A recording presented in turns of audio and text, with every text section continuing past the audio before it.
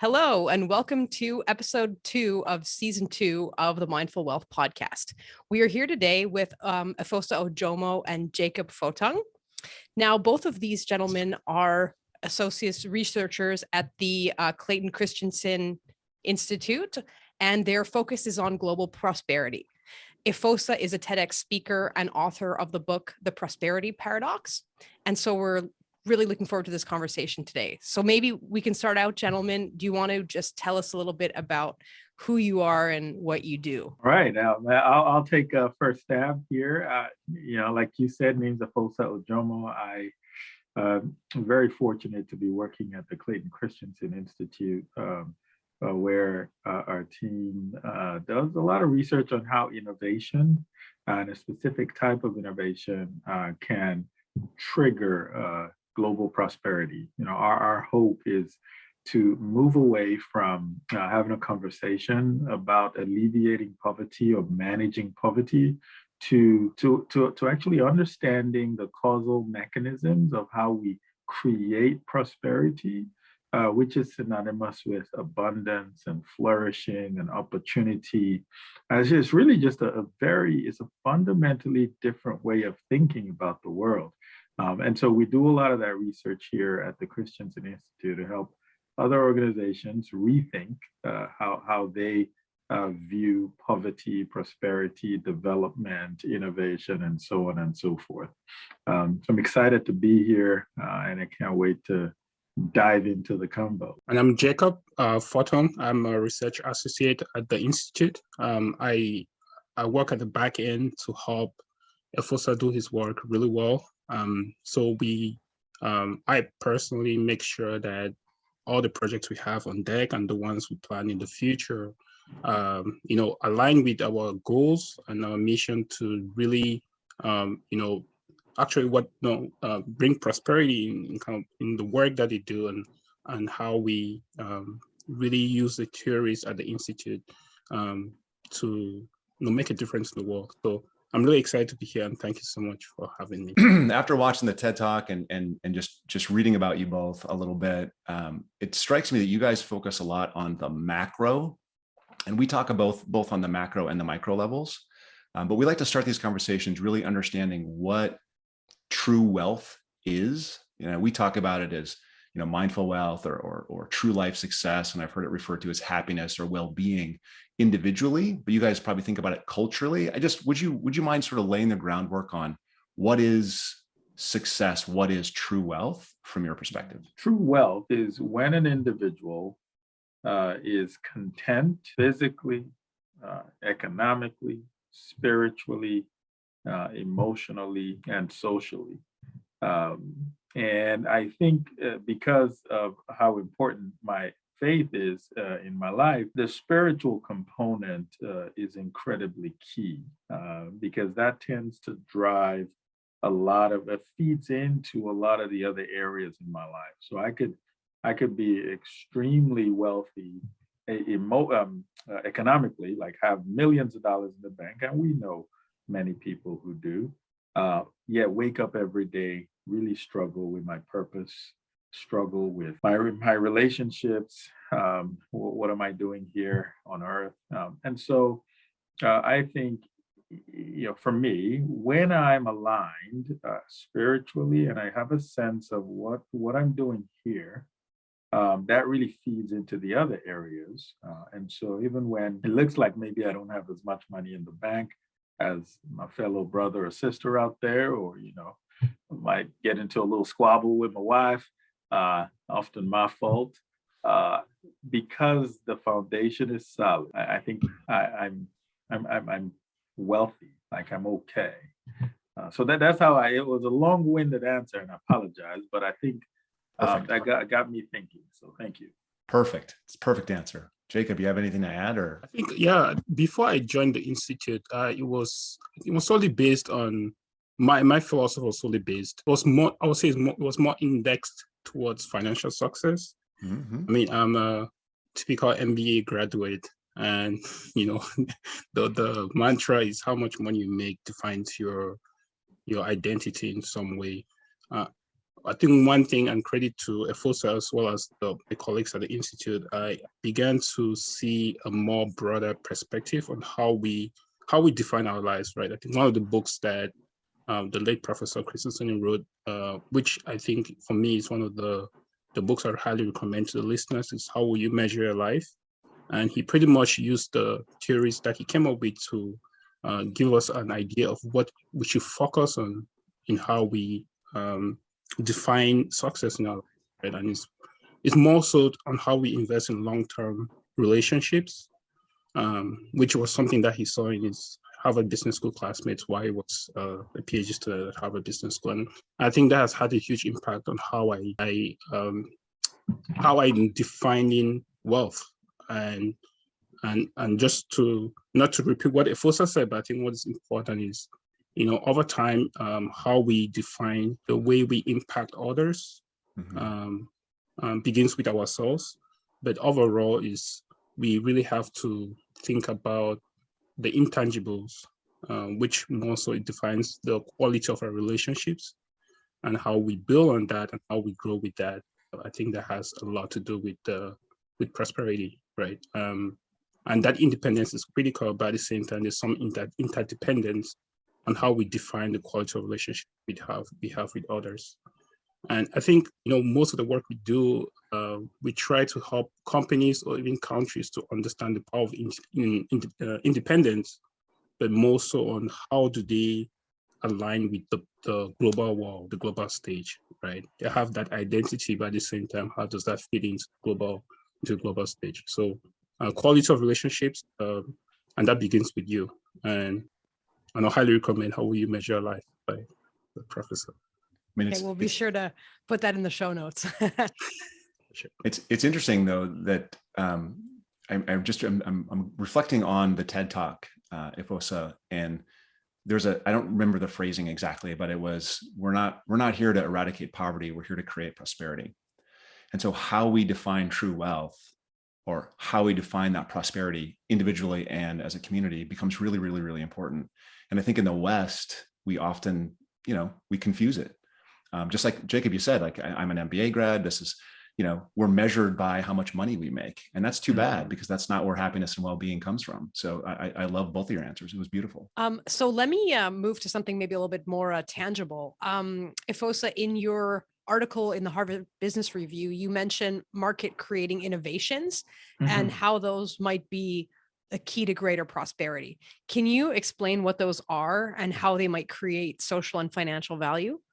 Yeah, absolutely. I think to get there, let me just talk about the word innovation, because it means so many things to different people, right? Depending on who you're talking to. And so innovation, we first define it at the Institute as a change in the process by which we transform inputs of lower value into outputs of higher value. And so you go to a restaurant, they serve you a plate of food, they took a bunch of inputs and they transformed it into a nice plate of food, and you eat. And so any organization, like, it doesn't even matter if the organization, all they do is write stuff, is they take a lot of raw materials, they transform it, do something, and then they output it. That's innovation. Now, those outputs of higher value are often accessible to a select number of people in the world, right? And so the way we think about the types of innovations is by categorizing them and saying who has access to these things. And so when you use that framework and then say, okay, what is a market creating innovation? It's an innovation that transforms complicated and expensive products, right, which are often only available to the richest members of society. It transforms them into simple and affordable products so that many, many, many more people can have access to them. And so if we take, for instance, a situation like insurance, if you look globally, the insurance industry is pretty much anchored in the United States, Western Europe, Japan, many of the wealthier countries. And so it's ironic that the countries where we're not as prone to accidents and life-changing accidents are the countries that have the biggest markets for insurance. And where you have a lot of the accidents, you don't have a ton of insurance products. Well, when you decide to go to, say, in Nigeria or even parts of the United States, and you say, I want to make insurance affordable and available to this segment of the population that doesn't have access, you're creating a new market. That's a market creating innovation. And if we look through history at how these types of innovations have impacted the world, you see example upon example upon example, right? And so a quick example would be the proliferation of mobile phones across many, what folks would say, emerging economies in the world, right? Entrepreneurs went into these countries, late 1990s, early 2000s, and said, I'm going to create a market, not for the wealthiest, right? But for people who don't have access to easy means to communicate. This is going to impact their businesses, it's going to impact their relationships, and create a ton of value. And they were able to do that. And today, in the continent of Africa, you now have an industry that supports upwards of 2 to 3 million jobs, is worth 150 to 200 billion dollars, has about, I think, 1 billion subscriptions, and provides taxes annually to governments to the tune of billions of dollars in taxes. Now, this market that was created that helped ease the transaction in terms of mobile telecommunication had these attendant outputs of benefits, and people's lives have been directly impacted as a result. So I think market creating innovations can be incredibly powerful in creating access. Efosa, can you speak to, and you mentioned this in the TED Talk as well, can you speak to the pull that creates? Someone has an idea, hey, let's provide some phone services, or I think in the TED Talk it was noodles. I like the fact that you can do this with 4 or 5 different examples, but what's the pull that creates, and why is that so advantageous?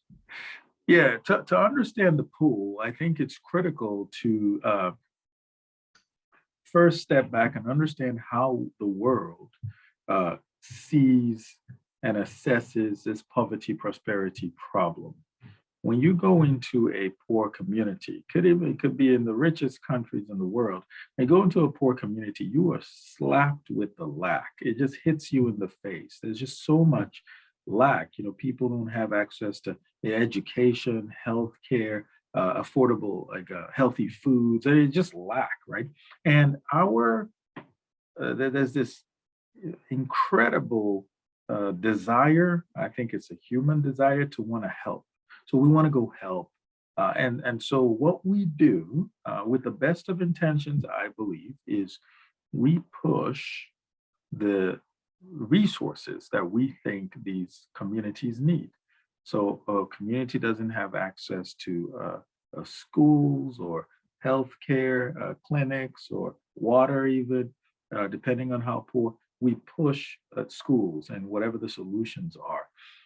Perhaps the largest example of this in recent time is our approach in Afghanistan, right?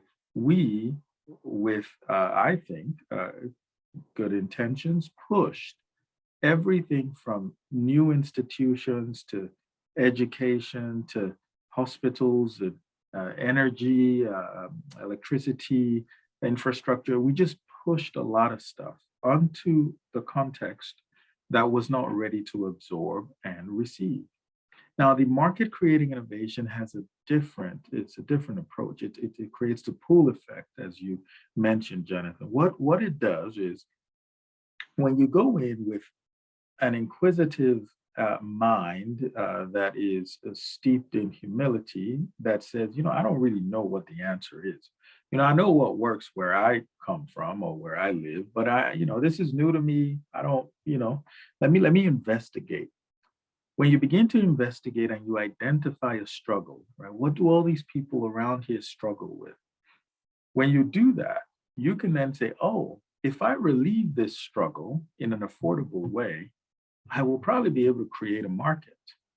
When you do that, right, you create an organization, so a company, it's a startup or whatever, that is designed to relieve the struggle, to solve, in our language, the job to be done for these folks in a particular circumstance.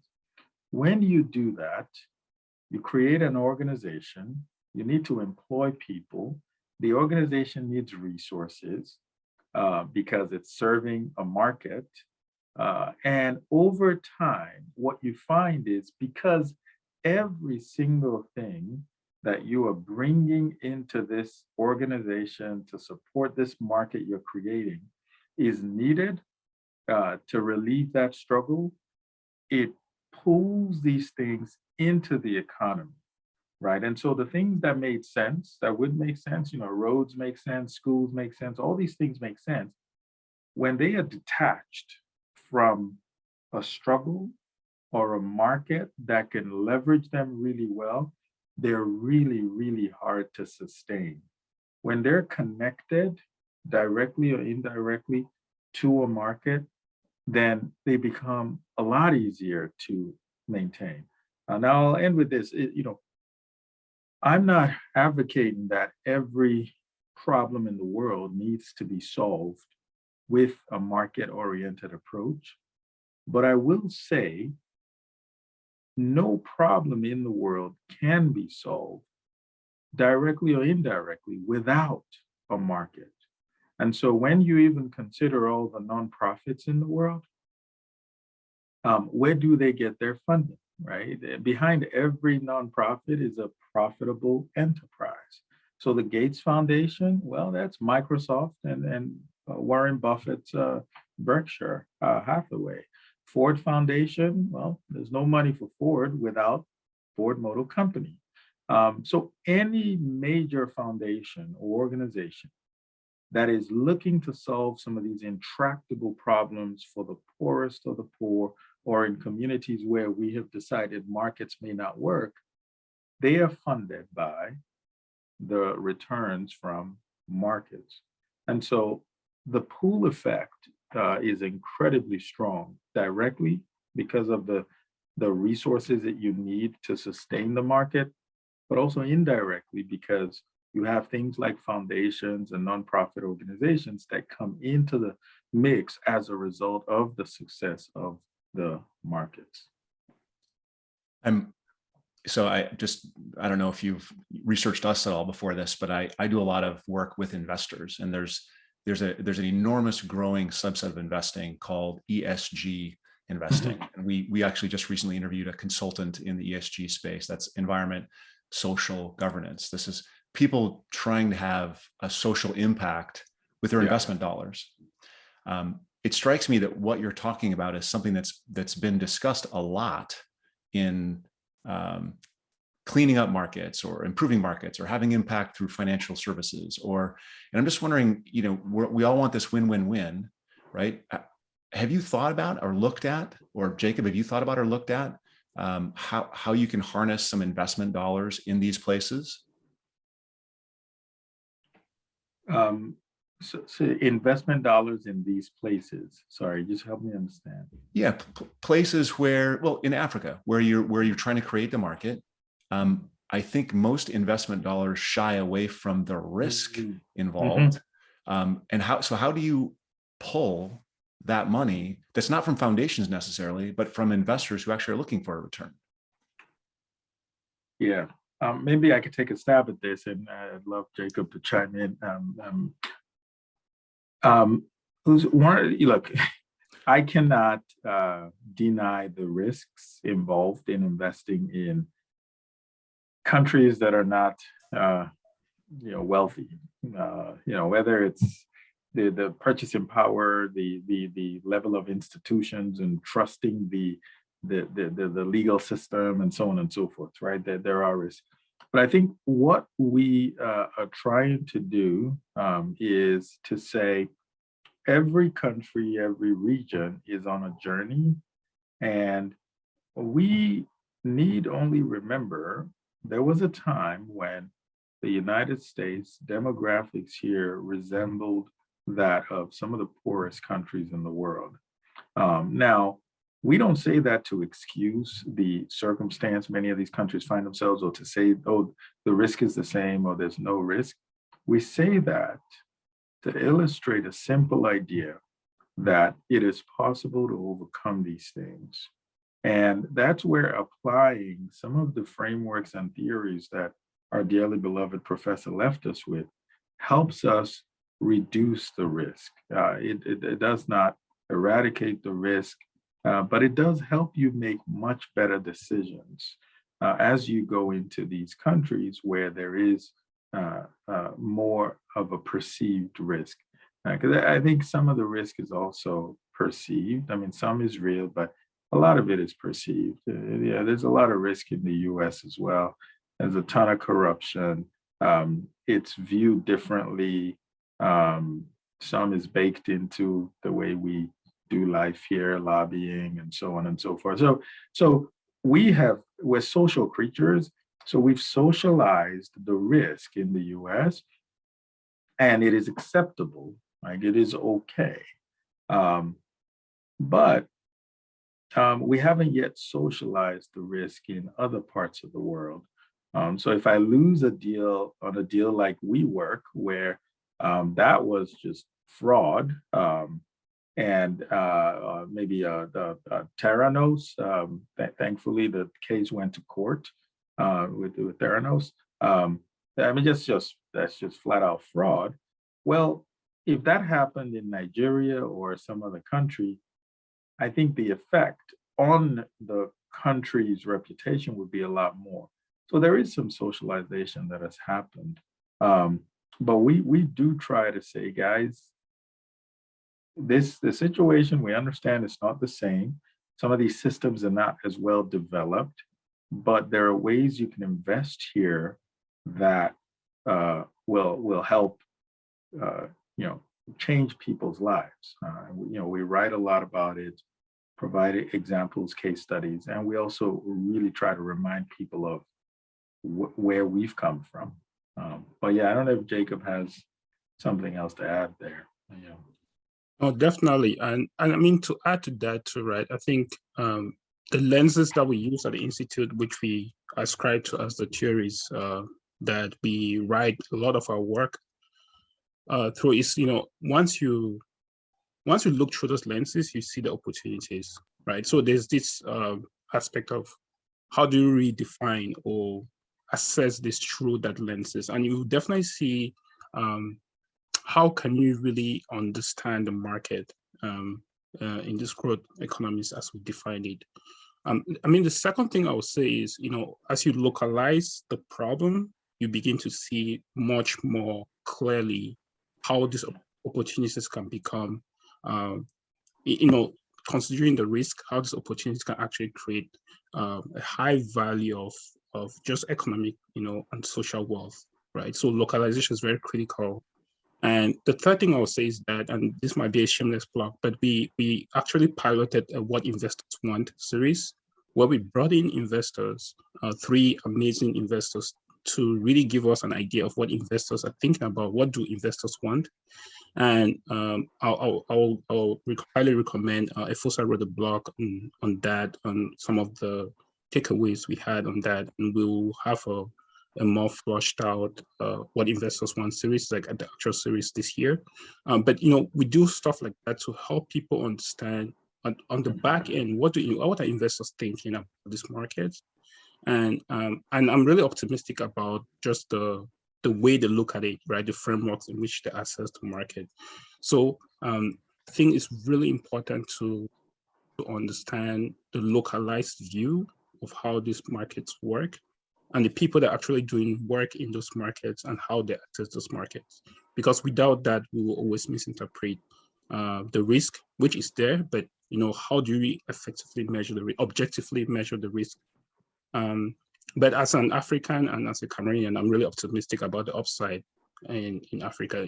There's a lot of data that shows that if you do it correctly, you will definitely make a lot of financial return. But more importantly, there'll be a social impact that you create if you are an innovator in markets. So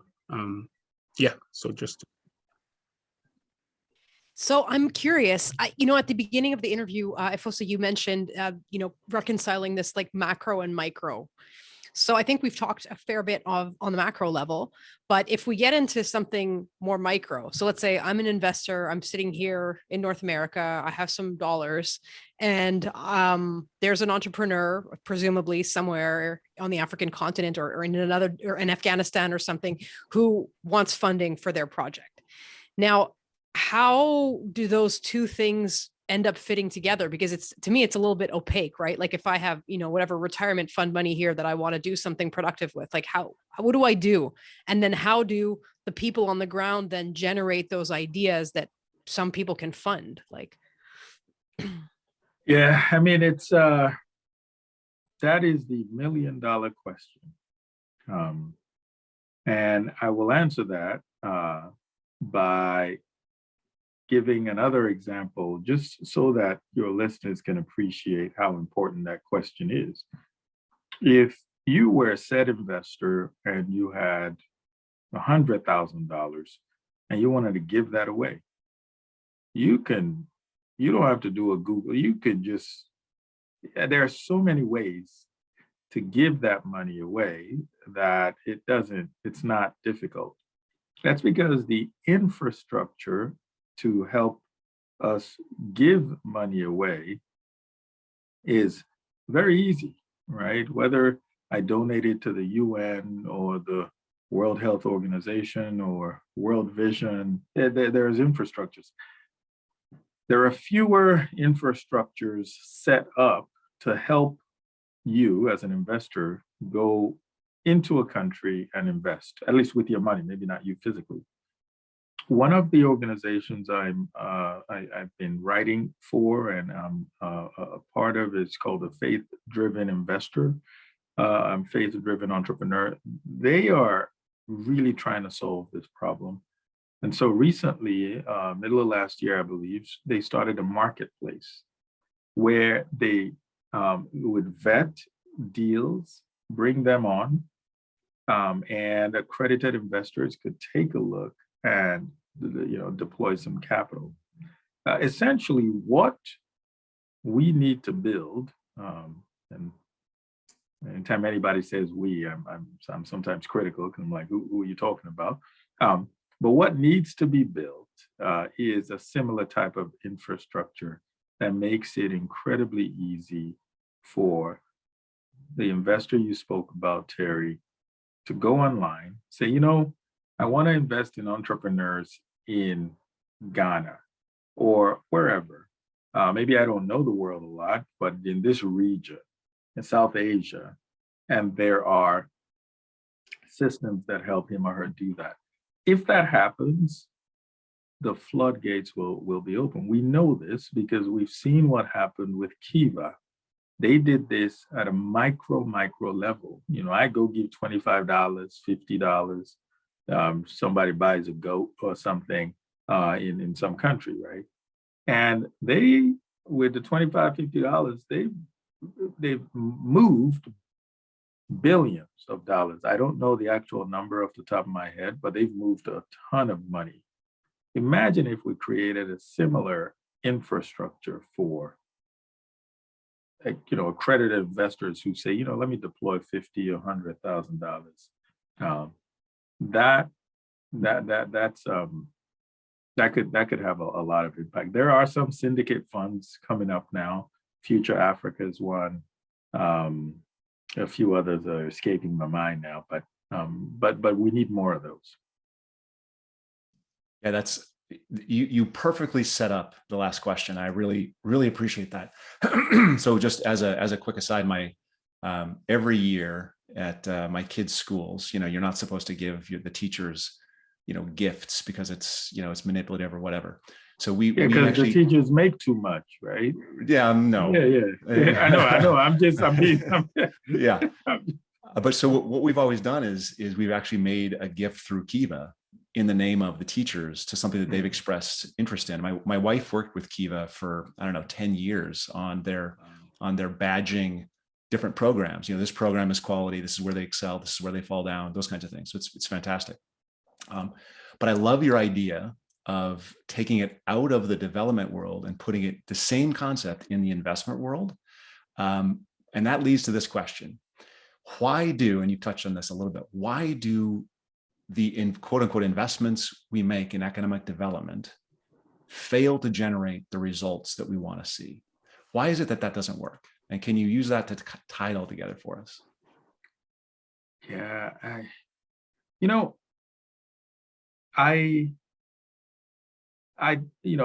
it's an excellent question, Jonathan. I will say I don't know that they fail, because